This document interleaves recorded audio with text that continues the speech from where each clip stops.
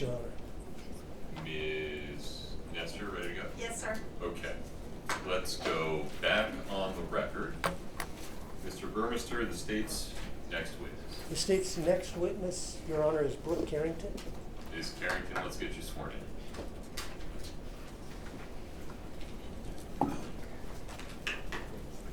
Do you solemnly swear the testimony you're about to give in the matter before the court to be the truth, the whole truth, and nothing but the truth, subject to the pains and penalties of perjury?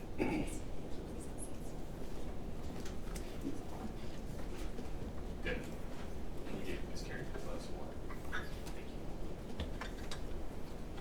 you. Mr. Burmester, take it away. And to increase the likelihood of a disaster, is that the witness notebook? Because we're putting water next to a notebook. And That is the witness's number. okay, that's what I would do. Now, Ms. Carrington's a lot better than me.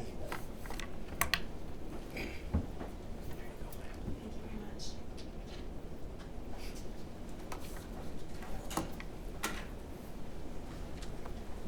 Can you please state your full name and then spell your last name for the record? Brooke Carrington, K-A-R-R-I-N-G-T-O-N. Ma'am, are you employed? Yes, How? I am a forensic accountant. Do you work for a firm or have a firm? I have a firm, KF Squared. And how long have you practiced in this field? Over 30 years. Now, did you testify as an expert in this case at the detention hearing in June of last year? Yes, I did. What sort of documents did you review, if any, in preparation for today's testimony? I reviewed financial documents that include bank account statements, real property documents that are recorded like trust deeds, warranty deeds, etc. I've also reviewed loan documents, which includes promissory notes, the applications, the documents that memorialize the terms of the loans. I've reviewed insurance documents, which are the applications and the policy documents. There's also a large body of email communication associated with different loan applications and insurance applications. Okay, so to be clear, that would be things like maybe someone submits an application and then there's some follow-up communication between a lender and a borrower? That's correct. Okay. What bank accounts did you look at? I'm sorry. What banks or credit unions, other things, did you look at? Primarily, there are a number of them, but primarily America First Credit Union, PenFed Credit Union, Navy Federal Credit Union, UCCU, which I believe is Utah Community Credit Union. Okay, so let's look at the bank accounts from AFCU, from America First. Were there a number of those accounts associated with the defendant and her family? Yes. Okay. Let's talk about, were there some associated with their children? Yes. Okay. Leaving those to the side, see, that's why I don't have water next to me.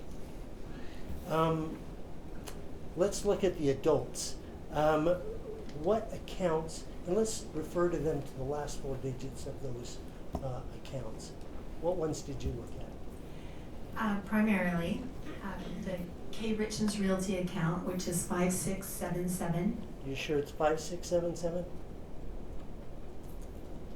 6577. Sorry about that. They're joint. Eric and Mr. Richins and Ms. Richins had a joint account 2204.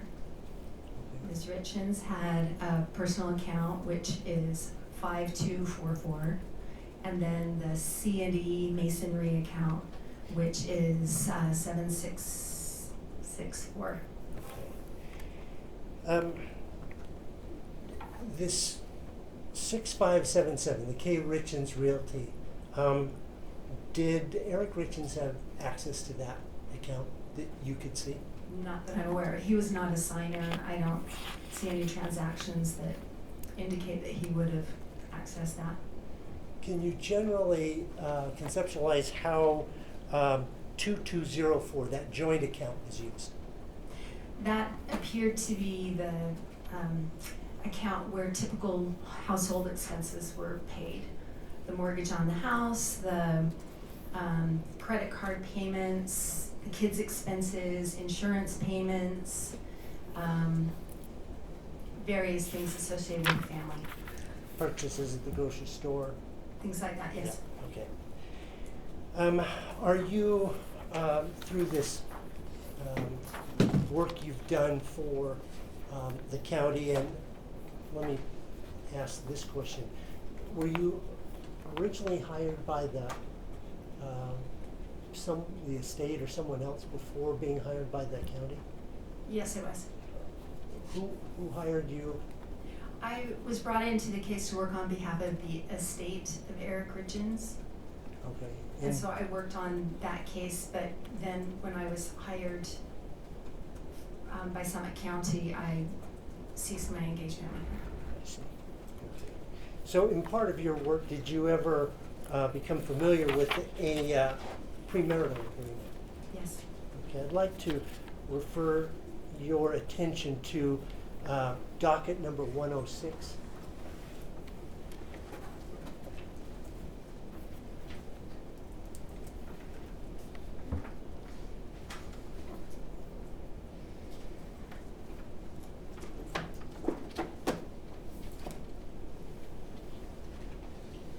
Okay. Did you, in your work, did you examine this document? Yes, I did. And what is it? This is the premarital agreement between Mr. Richins and Ms. Richins. And I'd like to further direct your attention to section 2 of that document. Okay. In section 2, is there something relevant to today's inquiry? Yes, this section states that the business C&E Masonry would retain its character as separate property belonging to the husband. Even if funds were commingled, That's correct. personal and professional? But was there an exception to that? Yes, if the husband should die prior to the wife, then his interest would transfer to her. So what was K. Richins Realty? That is Ms. Richins' business, primarily in the real estate business. Did she have other businesses that you're aware of? Yes, she did. Do you know when that business was formed? Yes, When? in April of 2019. I'd like you to take a look at State's Exhibit 19, please.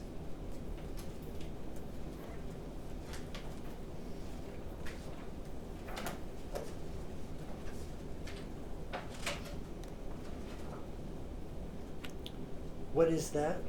This is the Certificate of Organization of K. Richins Realty, LLC. Does it indicate when the company was formed? It does on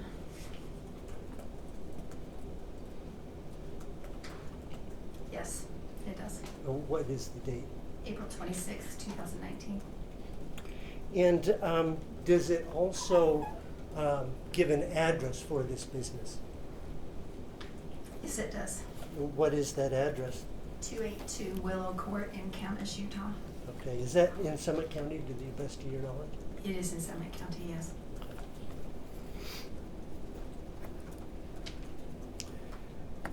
Just generally speaking, how does this type of business work that Ms. Richins was involved in? She appears to me that she was a licensed real estate agent, so she did represent buyers and sellers, but primarily she was involved in fixing and flipping homes.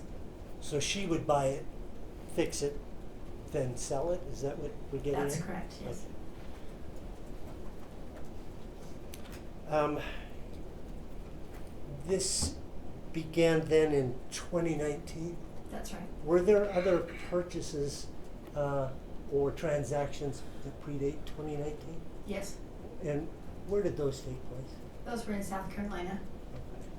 So, the market in 2019, do you have any idea of what the market was like, real estate market was like in 2019? Yes, it was robust. Meaning properties could come up for sale and be gone within a matter of days? I think that's a fair statement, yes. Okay, what were the interest rates like? Conventional loan interest rates then versus, say, today? Fairly low. They were still very, very low at that time. Rough neighborhood average? Well, depending on your loan, but 2 to 4 or 5%. Safe to say that's a little different today. Safe to say, yes. Okay. So in that business, it would seem to me that you would need to be able to act quickly to obtain properties before they're suddenly off the market. Is I that think that's a fair statement, yes. okay? So how do the practitioners of that type of business work? It would seem you'd need some capital somehow. That's correct. And what are the possible sources for capital? A business in that field could have its own capital.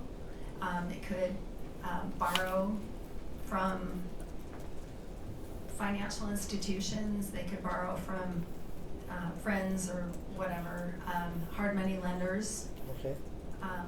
or have investors. Okay. So, what do you mean by hard money lenders?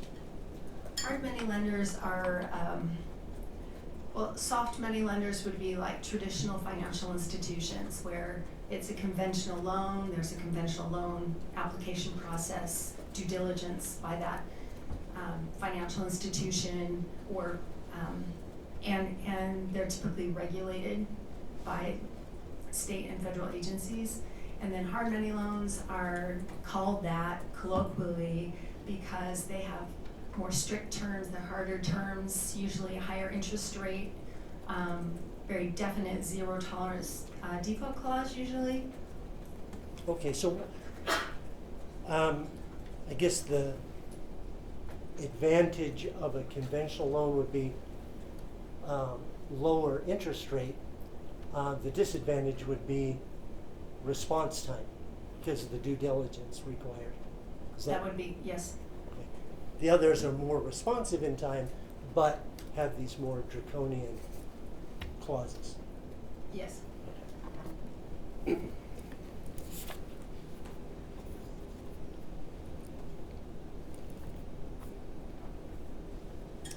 Prior to the April 26, 2019 date, was there something else that you found that was important for our inquiry today?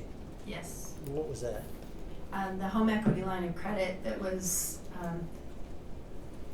taken out on the home. On the family home, the marital home. The home on Willow Court, where the family lived, yes. Do you know whose name that, well, first of all, was there a mortgage on that home that pre-existed? Yes. Do you know whose name was on that mortgage?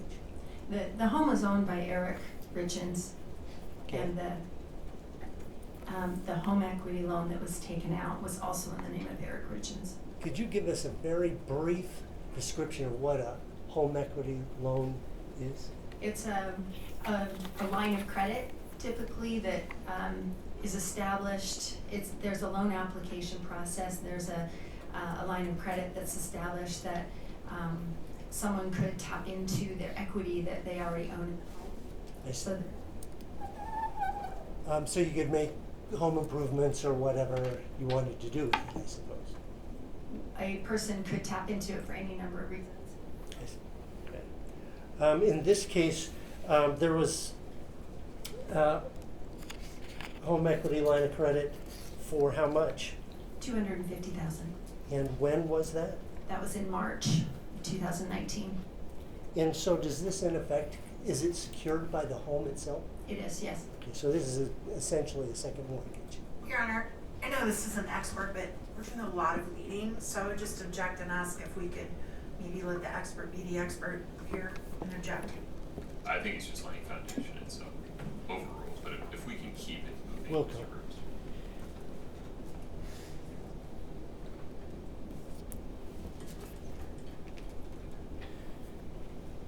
Do you know if this was, there was any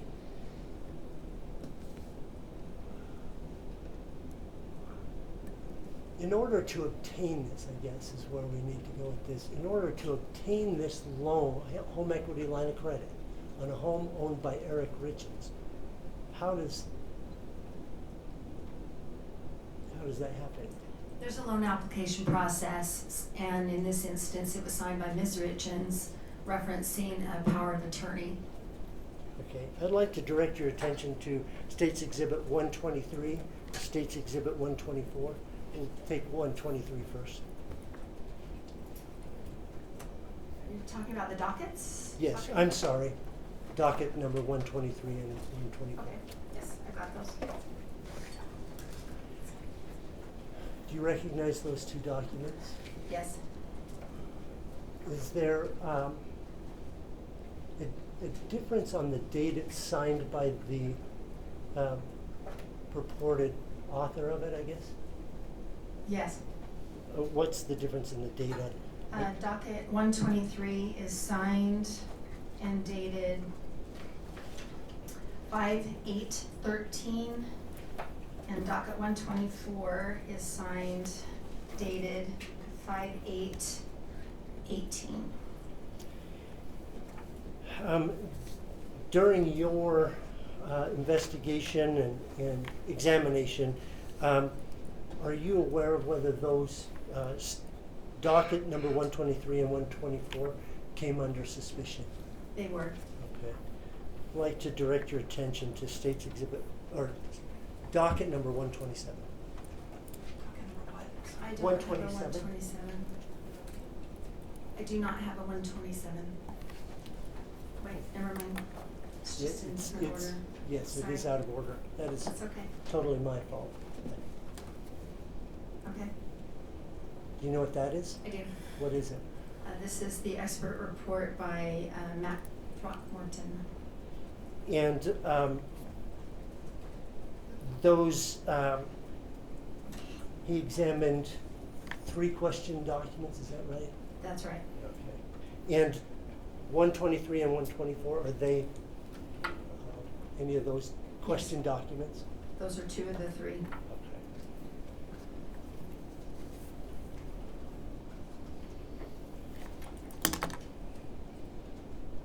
I'd like you to take a look at now.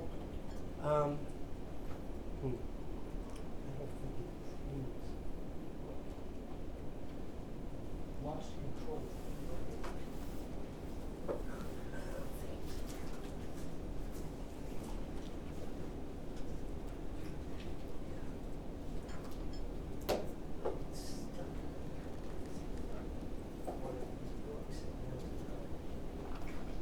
See if it's, oh, it's right here.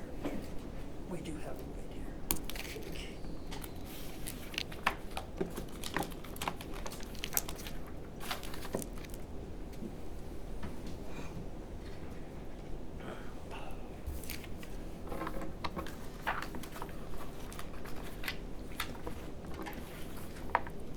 I think we have marked them as States Exhibit 70 for the court.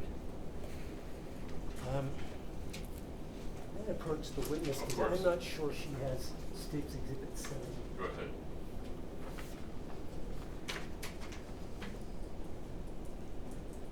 Can you please just describe or the title of that document for the record, number 70? This is the Willow Court Loan Advances and Payments. Okay. When is the first withdrawn that home equity line of credit? It's March 26, 2019, for And how- $60,000. When is the next withdrawal? August 5th, 2019. Could you describe the next couple of withdrawals on that? Following that $2,100 in August. There are a series of withdrawals for the next few months. Okay. In August, is there more than one or just the one for There are Canada? several. Okay. Does that strike you as important for today's Yes. purposes? Would you explain to the court what you draw from that?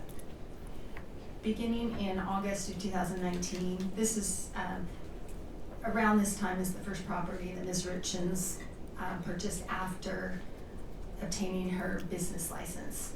It's a home in Heber City. As far as I know, that was her first home in Utah that she flipped.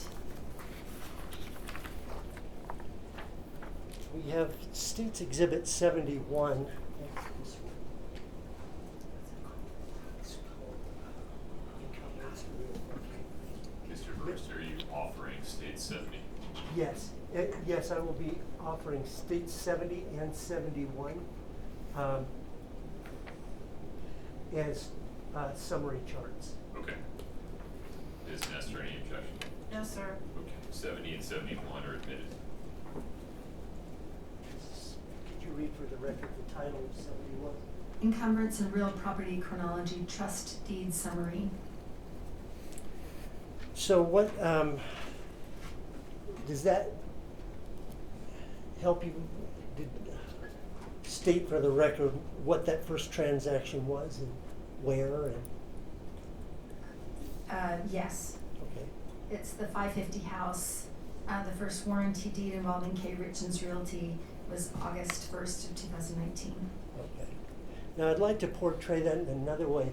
Did you prepare a timeline bar chart? Yes. Does it depict much of the same information, just in a different way? Different format, yes. Would that be helpful in conveying your testimony today? Yes. Okay. State would offer State's Exhibit 69, and we're just going to go for the first chart, which is the timeline. Is Nestor any objection? No, sir. State's Exhibit 69 is admitted. That's the whole PowerPoint? I'm sorry. It is, but I've only laid foundation for the very first Got one. it.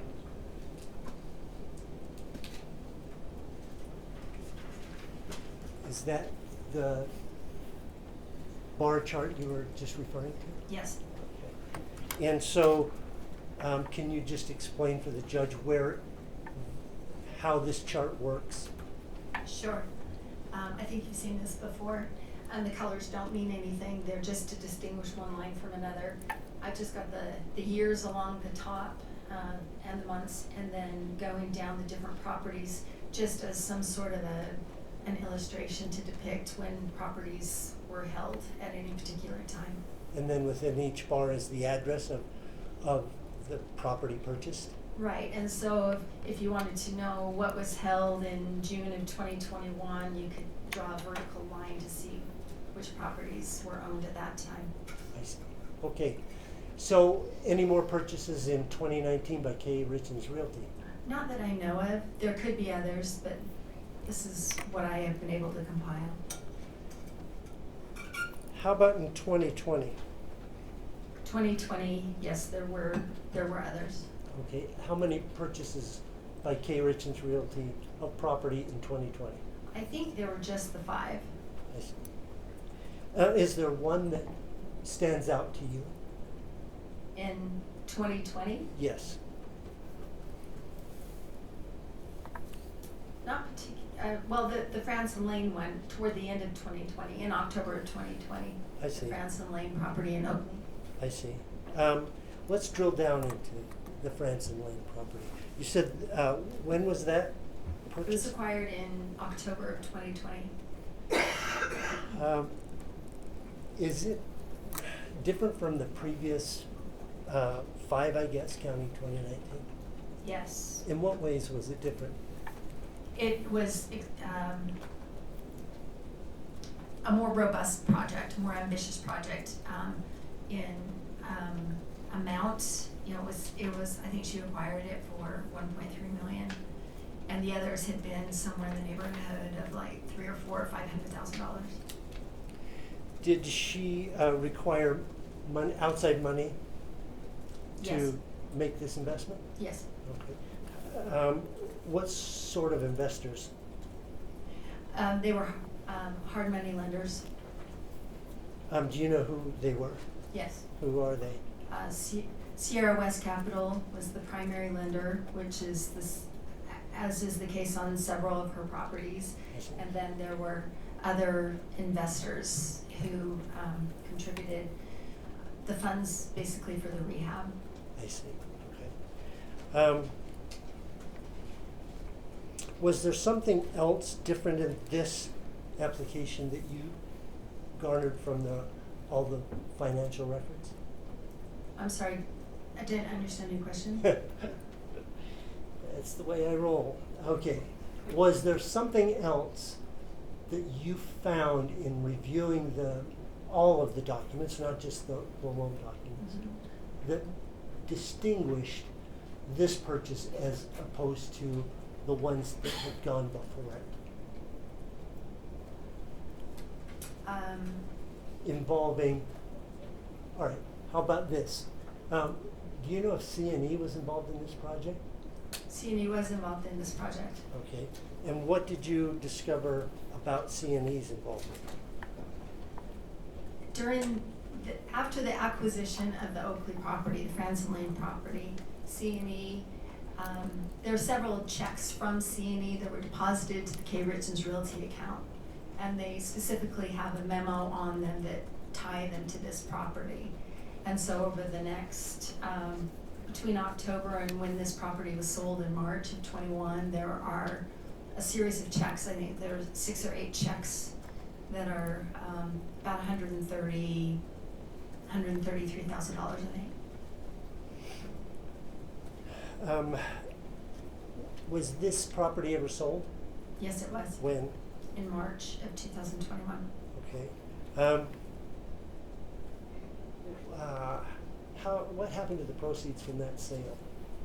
This was a property where the net proceeds were about $466,000, which came into the K. Richins Realty account, that 6577 account. And Okay. then from that, $217,000 was paid directly to C&E. Okay. And then there were some other payments, transfers out from the account that were associated with this property as well, and left her with about, around $200,000 in net proceeds.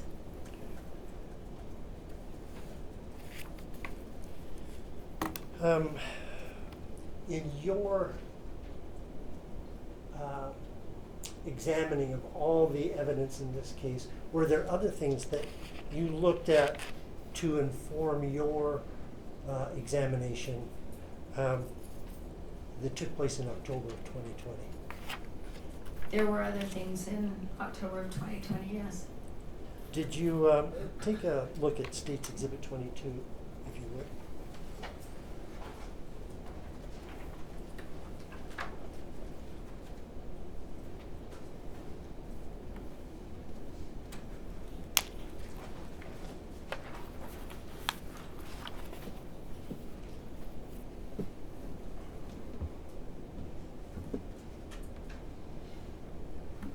Are you familiar with that document? Yes. Could you explain what it is?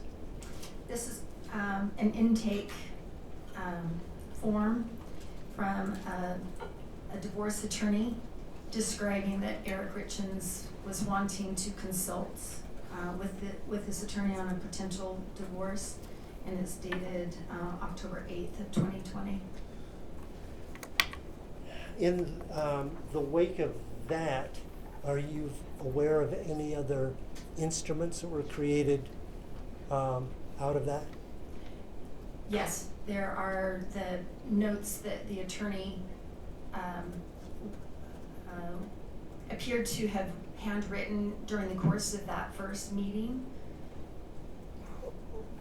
Were there financial arrangements made after that meeting that you're aware of?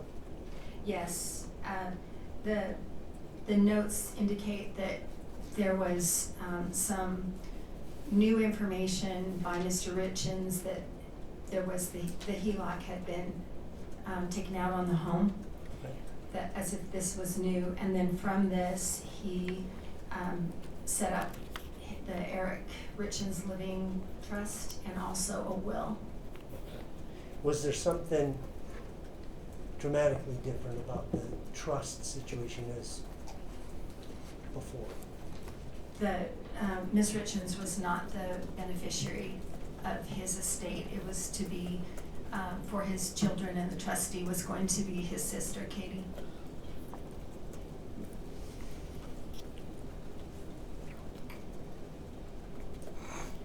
So I'd like to go back to, I think it was 70. It should be the HELOC loan balance for Willow Creek, is that right? Yeah. By August of 2020, what was the balance? August of 2020, $246,931. Okay. Is there a significant, well, up until that point, how, was there money being paid on that debt? Yes, they were the interest-only payments. The minimum payments were about $900, $1,000, something like that, that were made every month. Did something different happen in October of 2020? Yes. What happened?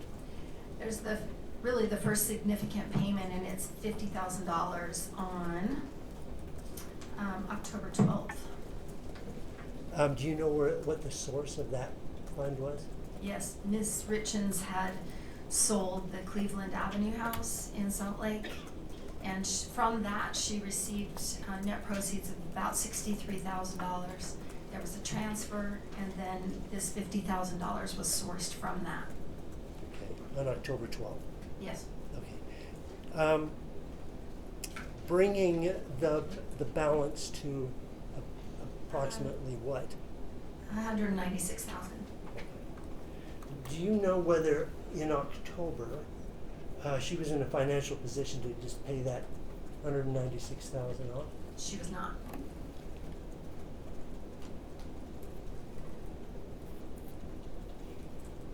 Let's go into 2021. I guess we've still got the timeline up. Direct your attention to timeline.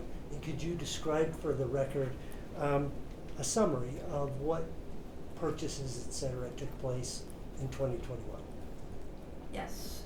So she acquired a property in Heber City before she got the proceeds from Branson Lane.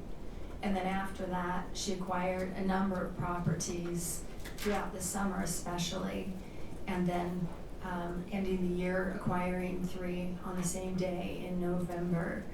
And I think there may be another property that she was working on that I don't have on here, but all in all, she had about 15 properties in 2021. So, did she go to the same lenders for all of these 15 properties? No, there is some consistency in the lenders, but she did diversify a little bit. Okay. Can you tell the court some of the lenders that you have found that she used? So she primarily used the Sierra West, and that's pretty consistent through here. And those investors who would have been taking second, third, or fourth position were pretty consistent as well. And those are like Cockerhands? Cockerhands, Ellis, Soto, Lieb. There's a number of them. Okay. And then she also went to a company called Iron Bridge, a company called Boomerang. She did 4 projects with Boomerang. I see. So let's take, first of all, when did she go to Iron Bridge and when to Boomerang?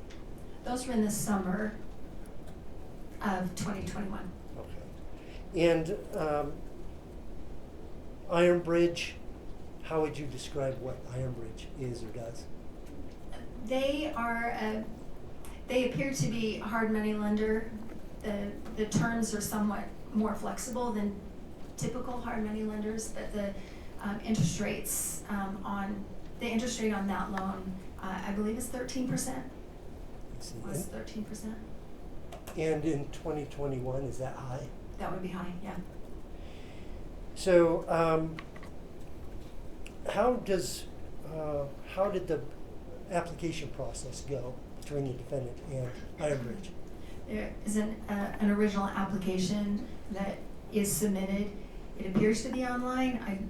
I don't know that for sure, but it appears to be online. And then there was a series of emails back and forth where the person analyzing the loan or underwriting the loan is asking her to submit some additional documentation. Okay. Can you take a look at State's Exhibit 58, please? 5-8. Yes, 5-8. State's Exhibit 5-8. Is that what you were talking about? Some email going back and forth between Ironbridge and the defendant? Yes. Okay. Is there something about a bank statement in there? Yes. It asks for personal bank statements, the most recent. Okay.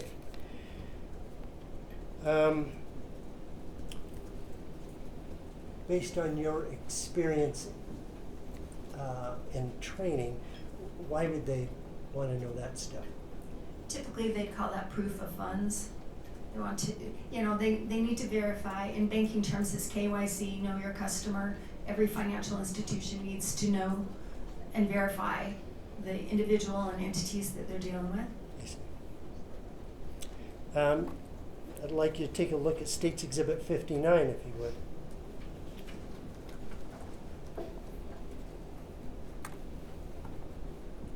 What is State's Exhibit 59? This is a secured promissory note for what I call the 299 house in Heber with Ironbridge. I see. And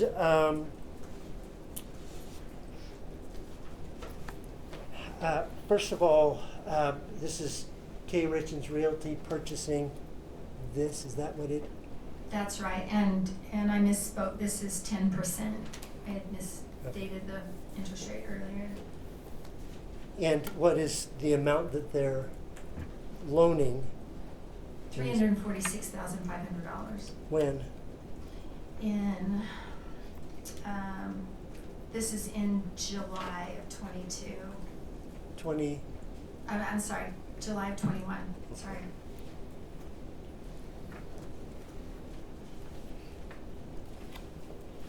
It's signed July 7th, 2021.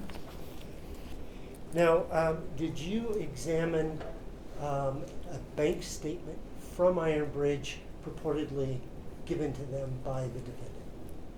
You mean from Ironbridge, meaning It was obtained from Ironbridge, but submitted to it that it used to. it was part of the Ironbridge loan information that we received, yes. Okay. Would you take a look at State's Exhibit 11, please?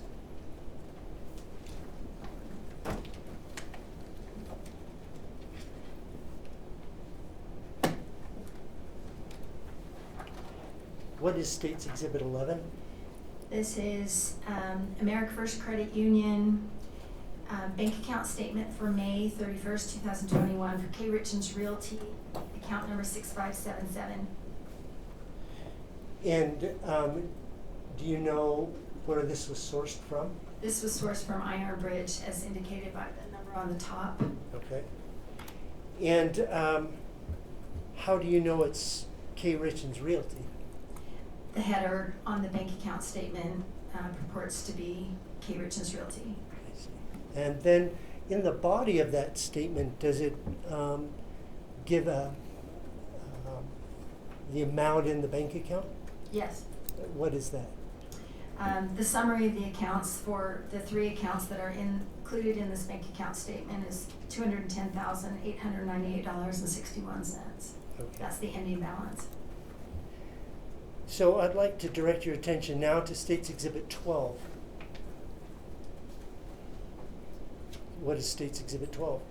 This is the America First bank account statement for K. Richins Realty for that same month May of 2021 for account 6577. This is the actual statement that we received from America First Credit Union. In what way is it the same, and in what way is it different from the State's Exhibit 11? The header is the same, but the body, the transactions that are contained are different. What is the total balance? The total balance is $15,609. All right, let's take a look at State's Exhibit 13.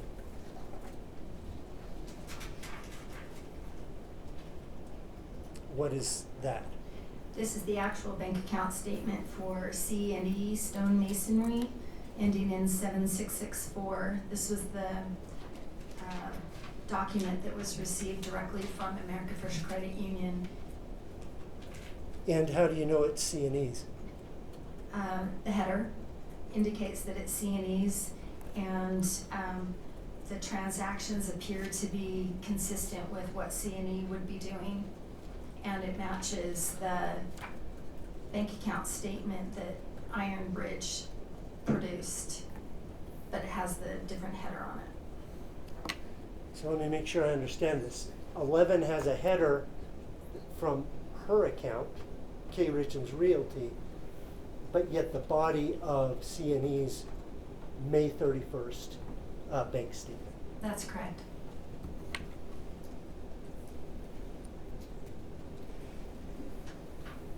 I'd like you to take a look at State's Exhibit 60. That's 60.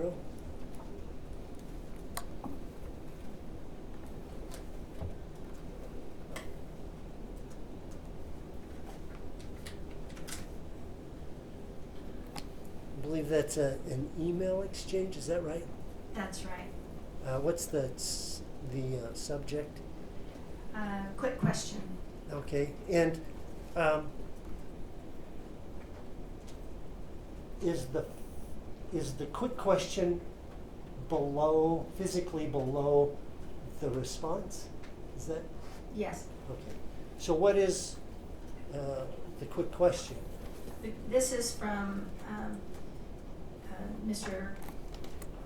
Kamey, I don't know how to say that, from Iron Bridge, emailing Ms. Richins asking for an explanation about her credit score, the credit cards, and referencing that bank account statement. Okay. Is he perplexed? I mean, or Check is, speculation. Sustained. specifically, what does he say to her? He says when he first ran her credit, it was lower than expected. There were some delinquencies on the credit cards, but he can see from the bank account statement that she provided that she's got plenty of money in the bank to cover expenses. How does she respond to that?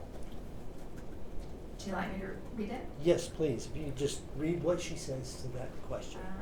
She says, "Hi Richard, hope you had a great 4th of July weekend. Yes, sure. Everything is paid off now. It just probably hasn't updated. I recently learned about all of this as well, LOL, and then my husband decided to explain to me that this was his doing a while ago.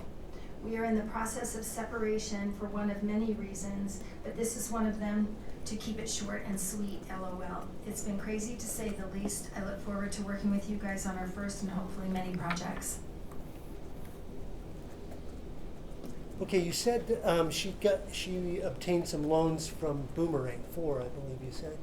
Yes. Okay.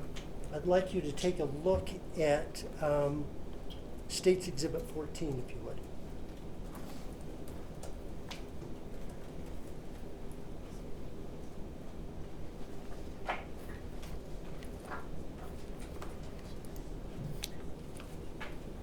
What is State's Exhibit 14? This is from Boomerang, but it's an America First Credit Union bank account statement for Kate Richins Realty, account 6577 for June of 2021. And how do you know it's K. Richins Realty? Which is the header. And what is the balance on the The balance, the ending balance is $702,831. Okay. Let's take a look at State's Exhibit 15 then. And what is that?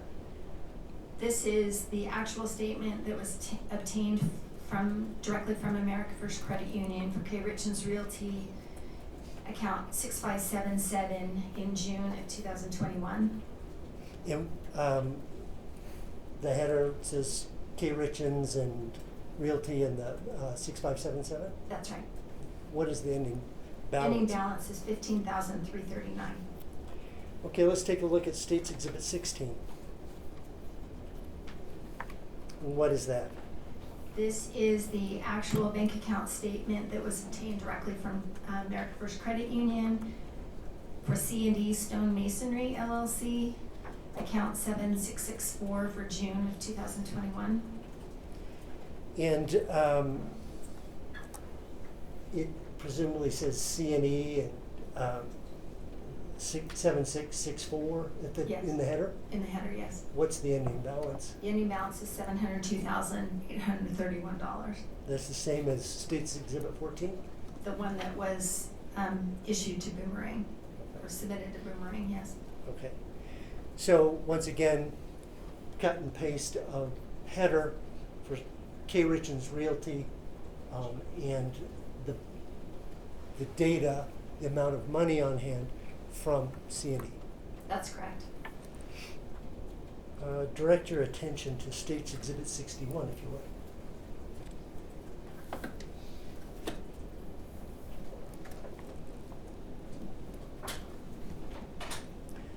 Could you describe for the record what this is? Yes, this is from Boomerang. This is a document that came directly from Boomerang. It's a kind of an internal review, a summary of a potential loan, kind of ahead of, that would be prepared in the midst of the approval process. I see. And what was the property? This is for the 75 East Midway House, I think. Yes. The smaller Midway House. Okay. And in there, does it reference, well, first of all, how much is the loan amount? The loan amount on this is $454,750. And does it talk about the defendant's liquidity? It does, on the second page. And what does it say about it? Let's see. It says, under liquidity and net worth, Kouri has liquidity in the amount of $702,000. She has a net worth of $2,719,000 made up of cash, securities, life insurance, retirement funds, and real estate investments. And so that number 702,000 is that same figure from C&E that she's submitted in State's Exhibit 14? Don't remember the exact exhibit number, but yes, that number's drawn from that bank account statement that was actually C&E, not Richins Realty. Did you find any other instances where this similar type of cut and paste header with some other account was submitted to lenders? Yes. How many times did you find that? I found 6 so far. Including these two? Yes.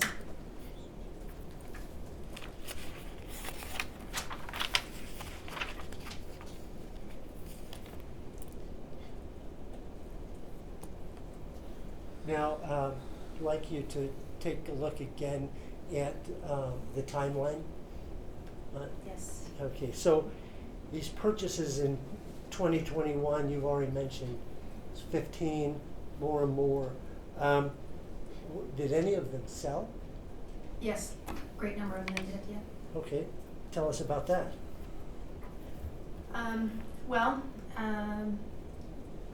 As like the Mill Creek house, for example, Mm-hmm. that was acquired in the spring. That's a home in Salt Lake County. And so there was a primary lender on that, and multiple investors who gave Richins Realty money for the rehab costs. And then when it was sold, most of those were paid from closing, like at the title company. Some were not. Some came out of Richins Realty's net proceeds. Okay. So she's turning over property, isn't she gaining money by doing this? Yes. Okay, what's happening to her debt load? That was increasing, especially she started in the middle of summer of 2021. She started acquiring personal property loans that they're not secured by real property and were secured by advanced, her future receivables. Okay, is Greengrass holding one of those? Yes. Okay, turn your attention to State's Exhibit 20.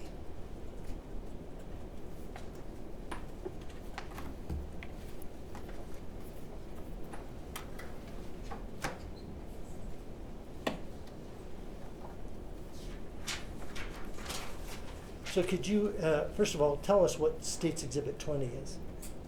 This is a revenue purchase agreement dated, it's in September of 2021. And could you explain the basic terms of this? This is an agreement with Richins Realty and then some other companies pledging $87,000 of advance receivables for $60,000 upon execution of the agreement, and e-signed by Kouri and Doreen Kouri. Okay, so let me make sure I understand this. So she's saying, I will give you $87,000 of money I haven't earned yet, but I'll pay it to you in the future if you give me $60,000 now. Yeah, and what's represented here that it's been earned and it's going to be coming in, but it's not in yet. I see. So she's saying, I'll pay you back $87,000 for $60,000 now. I see. Okay. And what did it obligate her to pay? $5,438 every week. Did she pay that? For a series of payments, yes. Okay. How much did she pay that you're aware of? I think she paid about $20,000. I'm not exactly sure of the amount on there, but she paid about $20,000 and then defaulted in December. Did something happen as a result of that default? Yes, they filed suit in New York. Okay, the state would direct your attention to State's Exhibit 21.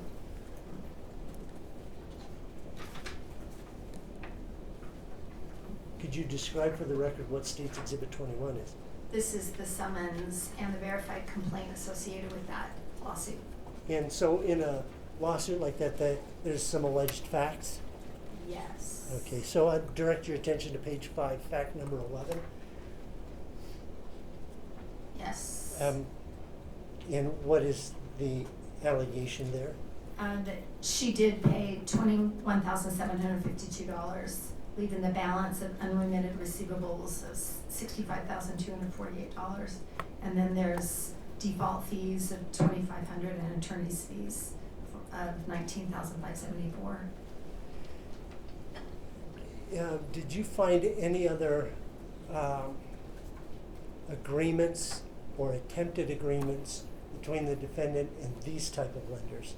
Yes, I found several. Okay, what are they? QFS Financial is one she entered into where she pledged $167,000 for future receivables for $105,000.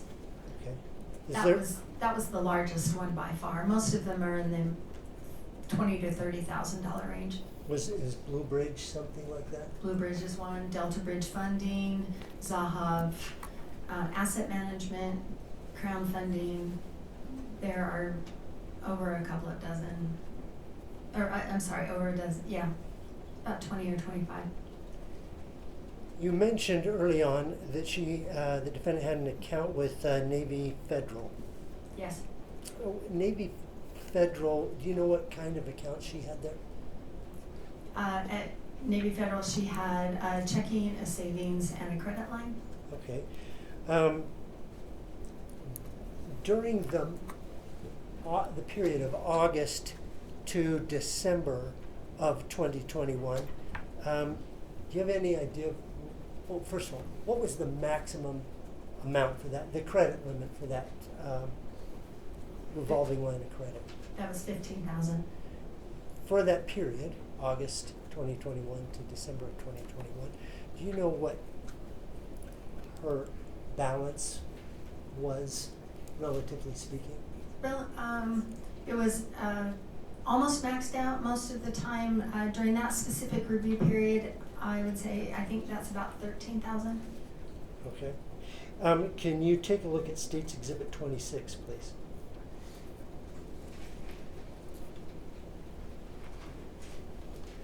Is that a multi-page document? It is. What are they? These are the bank account statements for the account ending in 0060, starting in July of 21.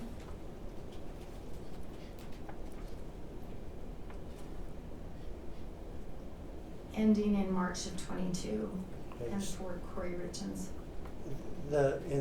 Does the statement include the balance on revolving credit? Yes. Okay. And throughout that time period I've just mentioned, it's more or less maxed out? Yes. Okay. I'd like you to take a look at State's Exhibit 27.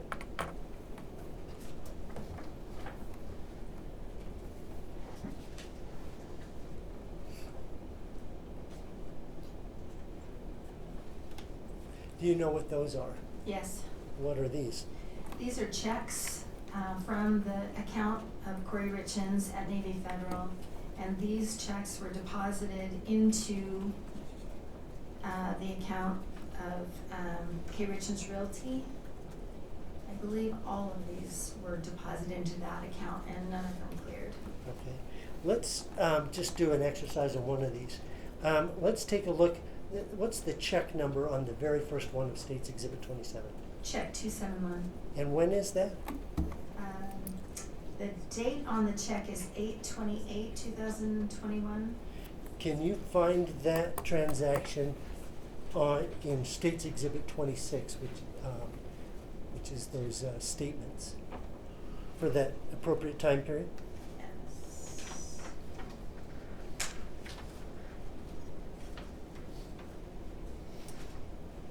Yes. Yes. It's on, the Bates number ends in 99 at the top, and it was returned on 8/31 of 21. Okay. So that check, and how much was that check for, that particular one? $2,100. And all of the checks then in State's Exhibit 27 are similar in that way? That's right.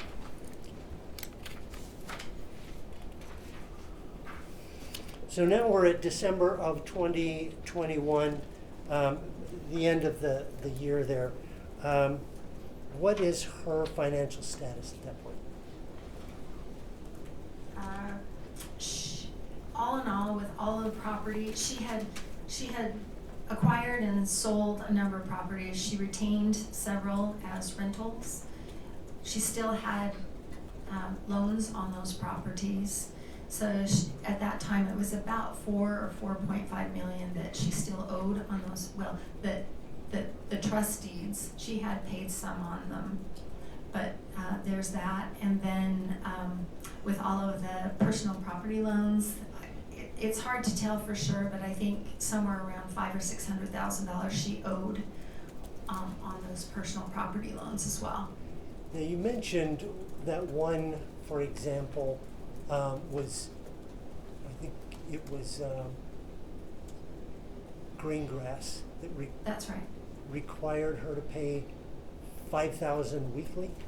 5,438 weekly, yes. Okay. Were there some that were daily? Yes. And how many payments did she have to make for the month of December, for example? She made about over 90 payments on debt. You know, toward the, there's a difference. There's the debt load and there's the debt service. So she owed the amounts that I stated, and the debt service are the payments that she paid on that debt.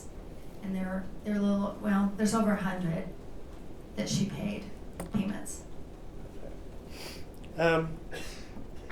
So for the month of December, how much debt service is just what she paid, not necessarily, it could be the same as debt load, but, In this instance, no, it's different. okay. Yeah. What was the debt service for the month of December, do you know? It was over $300,000. Okay, I'd like to take a look at, this is back to States Exhibit 69. I'm going to move on to the next chart. Can you describe for the record what this next summary chart is? This is the debt payments that she made So- during these months. Once again, this is debt service, not debt load. Or- That's right. Okay. This is not the amount of debt she possessed. This is the amount of payments that she made on that debt. Okay, and for the months of, June of 2021 through February of 2022. And I do need to make a note that in preparing for this hearing, I've noticed that in December of 2021, I made a duplication. So we need to reduce that number by about $44,000 in December. okay. It's still about $320,000.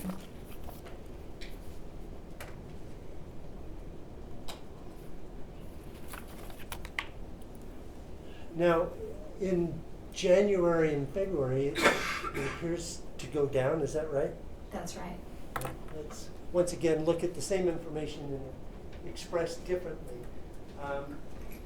You described this for the record. This is the third chart on the PowerPoint. So this is drawn from that previous data. And so it's just showing it in a pictorial format.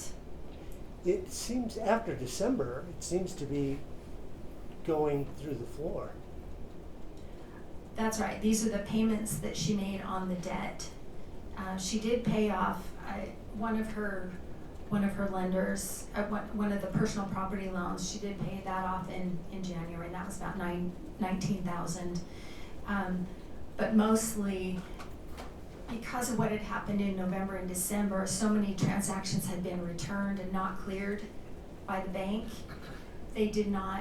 Some of them continued to try to draw in January and February, but they were unsuccessful. And so those payments were not made. So this doesn't depict her debt load, the amount of debt she has, but rather she's just not paying. That's correct. At least from the accounts I have. At least from the accounts that I have reviewed. Okay.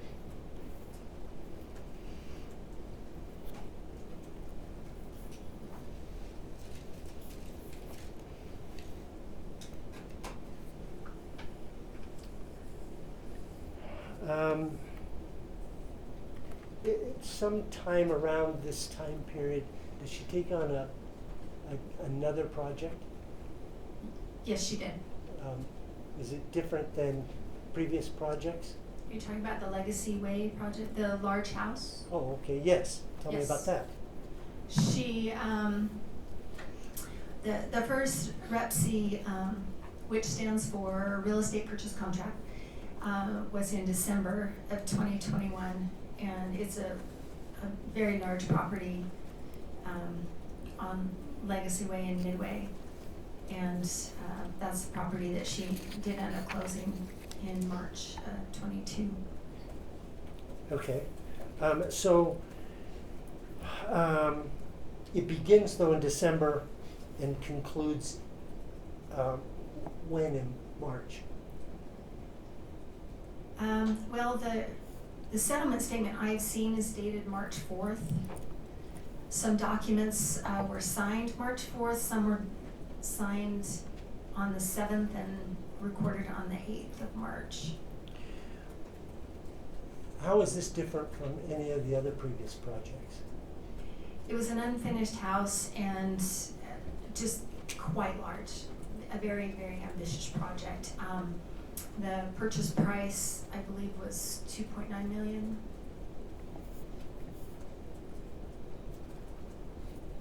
What was its state of repair? It was under construction, so it didn't have much inside, down to the studs, exposed wiring, things like that. Did she ever, that you're aware of, give an estimate to lenders about what she anticipated those costs would be to rehab it? Yes, What was that? her estimate was between $3 and $4 million to rehab that property once it was acquired. And how did she obtain this property? Through hard money lenders. All borrowed then? Pardon me? All borrowed? Yes, all borrowed.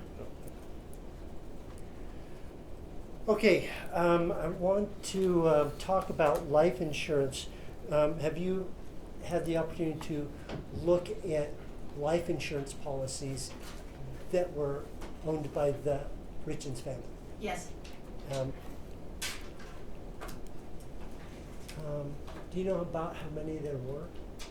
I think there were 6. I see. Okay. This is the fourth chart of 4 from States Exhibit 69 PowerPoint. Can you describe what that is? Yes, these are the life insurance policies on Eric Richins' life, and I've taken the effective date. Some of them were in 2015, 17, 18, and there's the one in 2022. Okay, and those dates, those years are the date of purchase? That's right. Okay. Are they different, I guess, different purposes? It appears to be, yes. Okay. In what ways?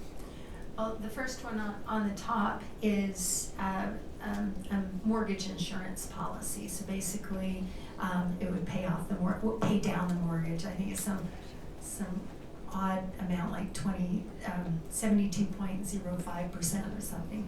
I see. But Okay. Was there one for business?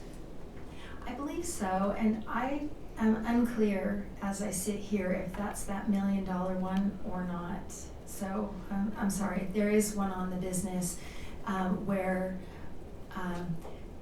Eric and his business partner, if one passed away, then it would benefit the other and allow the other one to buy out the business from the estate of the other. Okay, so it doesn't go to the spouse, but rather to the other business partner. The business partner. To buy out the spouse. Yeah. I see. Okay.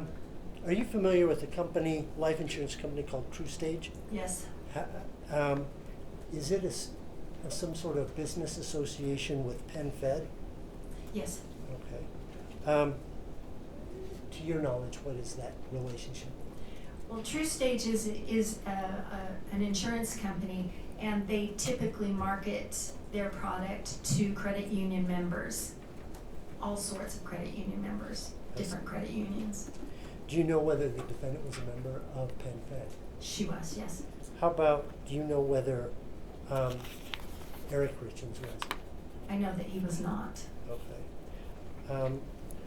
Direct your attention to States Exhibit 62.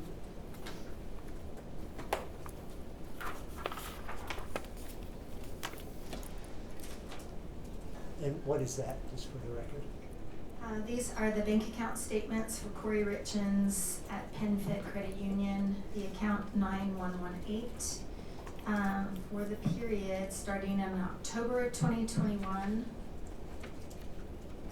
It's just through April of 2022. And States Exhibit 63.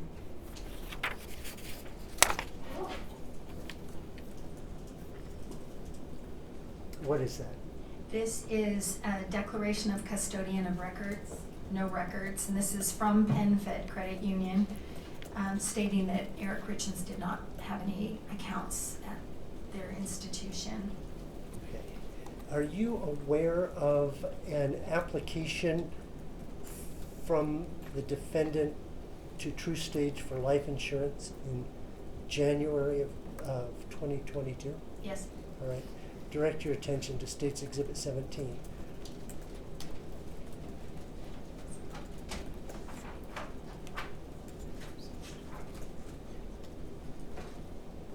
What is State's Exhibit 17?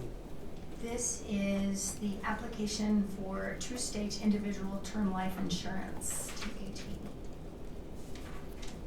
And this is dated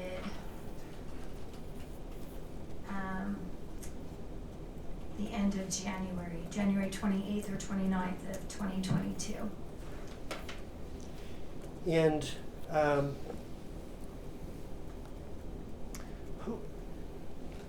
who's applying for what in this application? This is for life insurance for Kouri Richins and for Eric Richins. Now, is there something unusual about the information provided, contact information for each of those two applicants? Yes. Tell us about that. The contact information is the P.O. box that Ms. Richins used for her business. Her email address is on there. There's no email address for Mr. Richins, and the phone number that's listed for Mr. Richins is not correct. How is it different? Do you know off the top of your head? Yes. It says 892. His number starts 792. And then ends with the 9317? That's correct. Okay.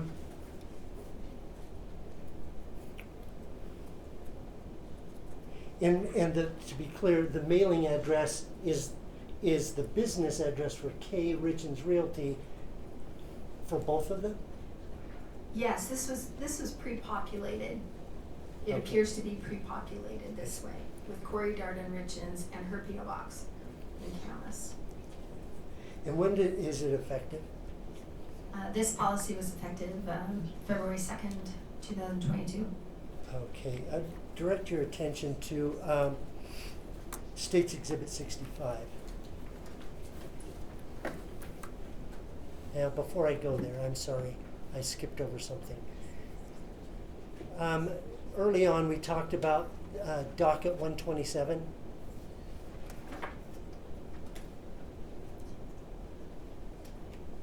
Yes, That was, if I remember correctly, that was Throckmorton's report. that's right.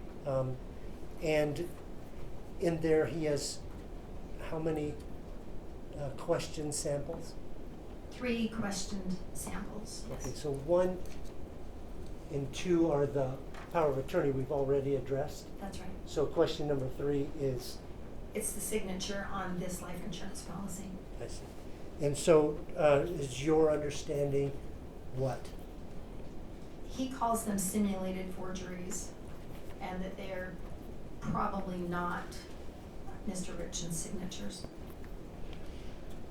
Okay, so now let's go to State's Exhibit 65, if you would.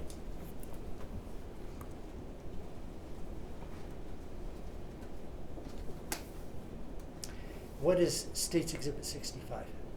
This is a letter from True Stage Insurance to Eric Richins at that P.O. Box 759, dated February 4th, 2022. And what is it informing Eric Richins of? This is a welcome letter. Thank you for choosing True Stage Life Insurance, and talking about the premium. The premium would be deducted from the checking account 6577, which is the K. Richins Realty account. Okay. On February 14th for $46.50.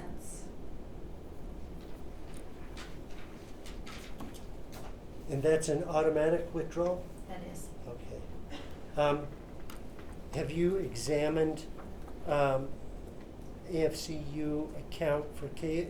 Richins Realty, that 6577 for December, January, February of, December of 21, January, February, March even of 2022? Yes. Okay. So in 6577, is there that automatic withdrawal that you were talking about? There is in February, yes. Is there any other insurance premiums that are paid from 6577? No. Okay. Now let's take a look at States Exhibit 64, and I'll let you just take a look at what 64 is and 37. What was the second number, Mr. 37.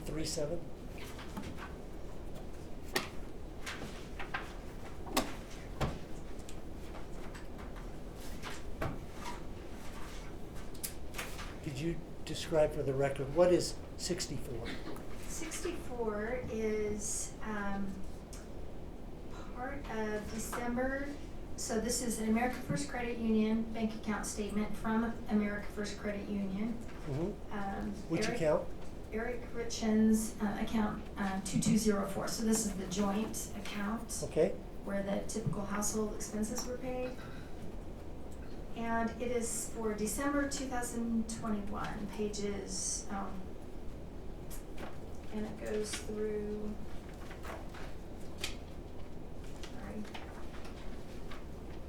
goes through March 1st of 2022.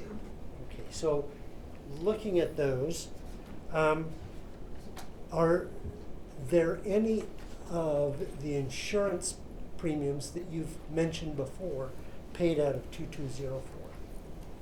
The payments that had previously been made, historically been made, I should say, are paid here, but not that one.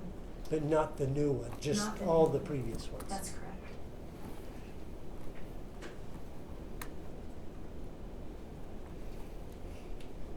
So, just a second, I have to steal my courage. Oh, okay. So we are looking at, in your chart there, I guess that you find evidence of payment of those top 4 in your chart? I'm not From sure the what you mean. 2204? The payment of the premium? Yes, Yes, but not the bottom one. that's correct. Okay.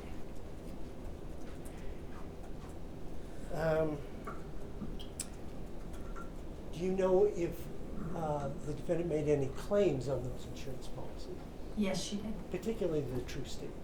Yes, she did. Okay. How does the claim process work? Mr. Burmester, get back in front of that mic for me. Oh, sorry. Thank you, sir. How does the claim process work? A claim is made, the insurance company would initiate a claim, give it a number, and then proceed to do their due diligence. Okay. Couple of things. Based on your experience and training with working with insurance companies, is there a convention for naming these claims? Yes, everyone's got a little bit different process, but in this situation, there are 2 different claims, and we can see from the information contained in the diary that the insurance company kept, and also the name, the number of the claim. We can see what date it was opened. I see. Okay, so in addition, is there any, are insurance policies treated differently if they're made, a claim is made on them near in time to when they're opened versus if you've had a policy intact for 10 years or something? Yes, I worked on, I don't know, a few dozen death investigations, and what happens, every insurance company will have a different policy, but typically if a life insurance policy is taken out and there's a death of the insured within a certain period of time, usually it's a year or 2, there's a standard death investigation that takes place. And I worked on many of those throughout my career. Okay. like you to take a look at what has been marked as State's Exhibit 18.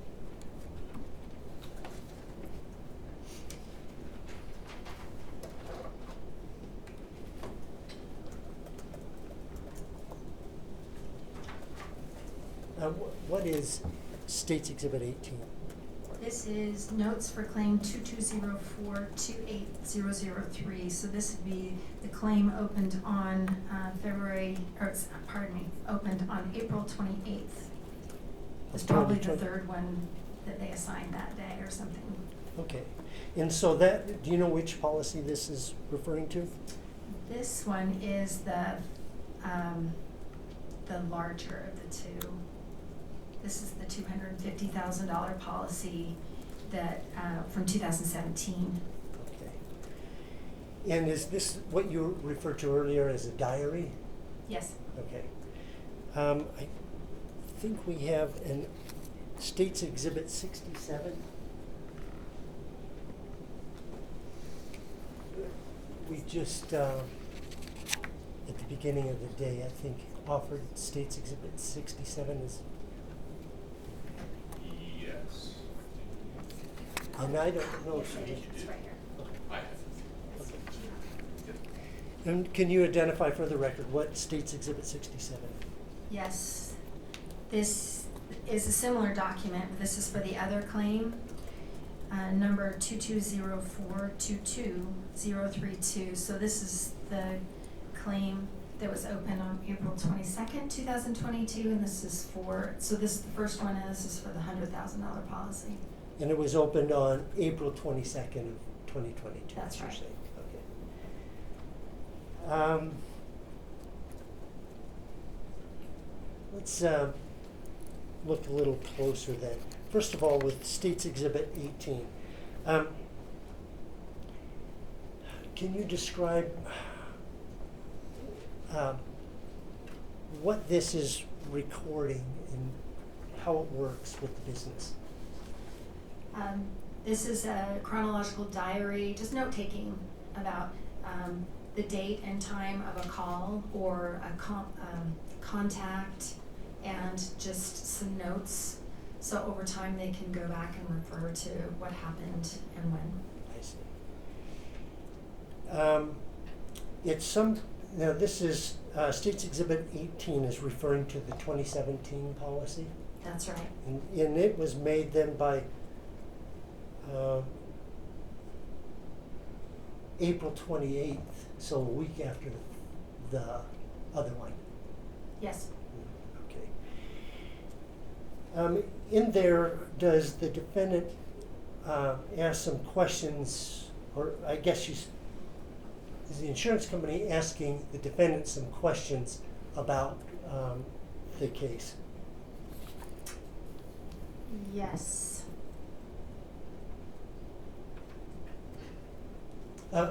Do they want to know about fentanyl? Yes. They needed the final death certificate showing the cause of death, and then they need to know if the fentanyl was prescribed. And does the defendant respond to that? She does. Toward the bottom, she said the fentanyl was not prescribed, so she can't give any information about it. She also added that she don't have any idea how did her husband got that. Okay. Just for the record, that's what it says. That's not my grammar. Let's turn to State's Exhibit 67.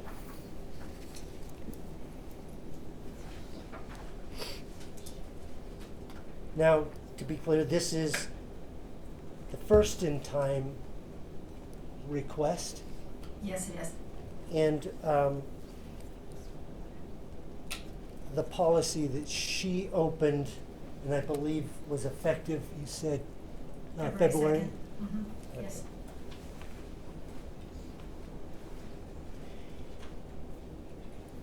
At some point, I think in July of 2022, is there a conversation between the defendant and the insurance company about what's taking so long? Yes. This would be, well, there were several conversations in July. talking about needing the medical records from the medical facility. And then finally in August, that they say, she called to know the status of the claim, and then they said that they had received the medical records from the clinic. Okay, I wanted to.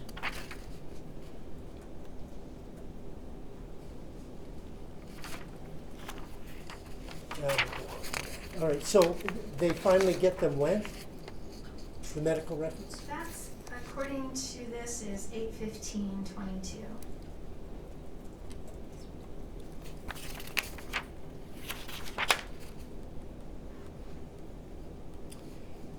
In the, you see the entry 822, the bottom of page 2?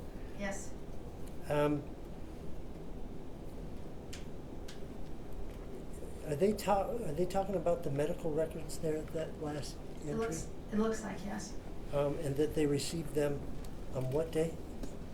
Well, this is when they received the invoice. Oh, it's the invoice, so the payment. All right, so do they describe what is important to them as far as this investigation in at least one of those 822 entries? Yes. Yes. It looks like they received the records on 8/2 and 8/11. I don't know if that matters.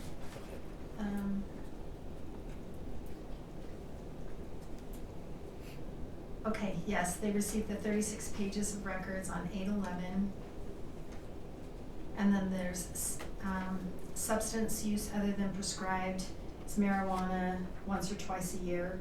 Okay. And no concerns about substance abuse in the household.